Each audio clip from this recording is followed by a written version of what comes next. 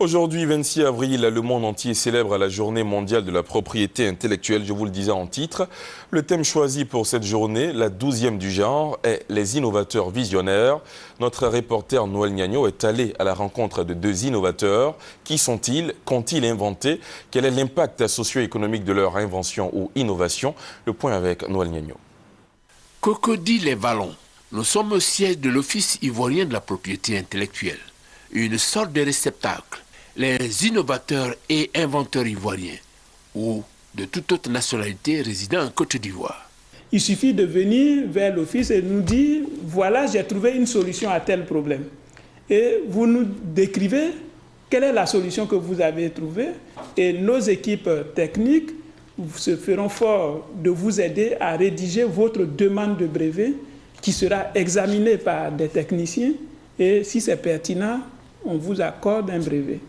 Et je dirais même plus, si vous êtes économiquement faible, à travers un certain nombre de mécanismes mis en place par l'État, on peut vous accorder une subvention pour obtenir votre titre. L'expérience nous montre que nous pouvons savoir si une idée peut être porteuse ou pas. Tout simplement parce qu'en tant qu'office de propriété intellectuelle, nous recevons toutes les inventions qui sont faites à travers le monde.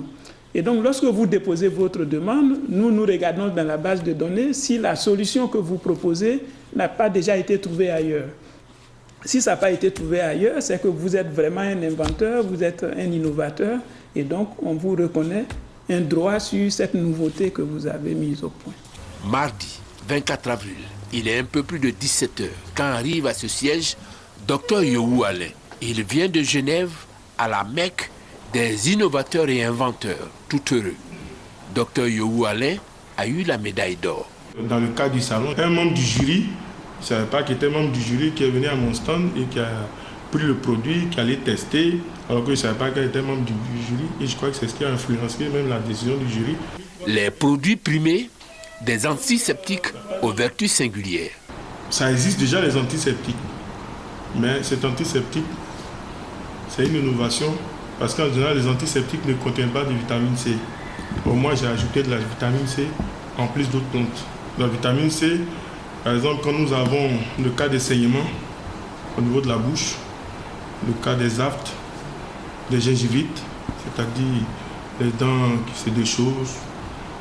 Parfois, vous avez des mauvaises haleines. Il y en a qui ont les plaies dans la bouche. Il y en a aussi qui ont souvent la gencive qui s'enfle après une extraction dentaire. Et ce produit a l'avantage de résoudre tous ces problèmes-là. Au niveau gynécologique, la flore gynécologique est la même que la flore bucco-dentaire. Mais en général, les gens pensent que c'est autre chose. Tout ce qui se passe au niveau gynécologique, c'est ce qui se passe au niveau de la bouche. Loin du siège de l'Office ivoirien de la propriété intellectuelle, à U2T, ivoirien de technologie tropicale, un centre incubateur, un autre ivoirien. Il a inventé une cuisinière éco-énergétique à combustible liquide avec un brûleur sans mèche, ou Firelight. Écoutons-le nous expliquer le fruit de son invention.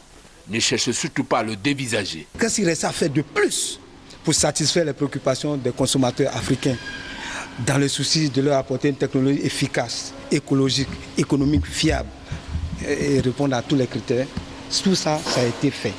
Là, nous débouchons sur un produit qu'on appelle donc la cuisinière éco-énergétique à combustible liquide avec brûleur sans mèche.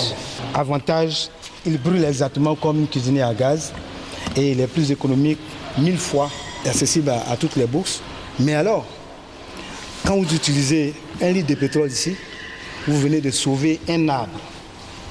C'est-à-dire que si tous les ménages passent là, on ne voit pas le bien fondé de vendre 1 kilo de charbon.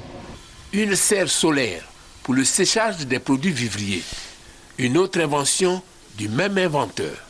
C'est ici que se trouve tout le sens de l'adresse du ministre d'État, ministre de l'Industrie. Qu'il me soit permis de saluer le génie créateur de nos compatriotes qui ont mis au point des inventions qui sont reconnues au niveau mondial. Saluer leur génie, c'est bien.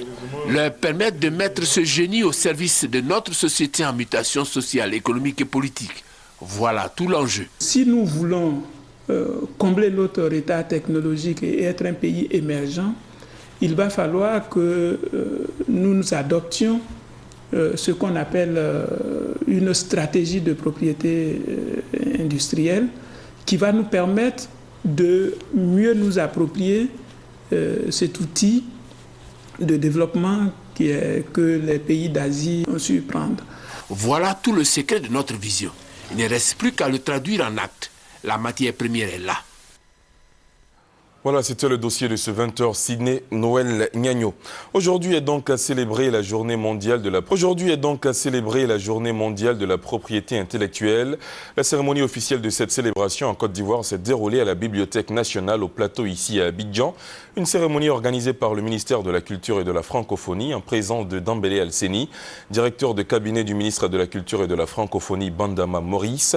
Le thème de cette journée, innovateur visionnaire, vous l'avez vu tout à l'heure dans le dossier, c'est une journée qui a permis à tous ceux qui ont fait le déplacement d'en savoir un peu plus sur la propriété intellectuelle, ces différents domaines, ce qui est la propriété industrielle, une invention et autres.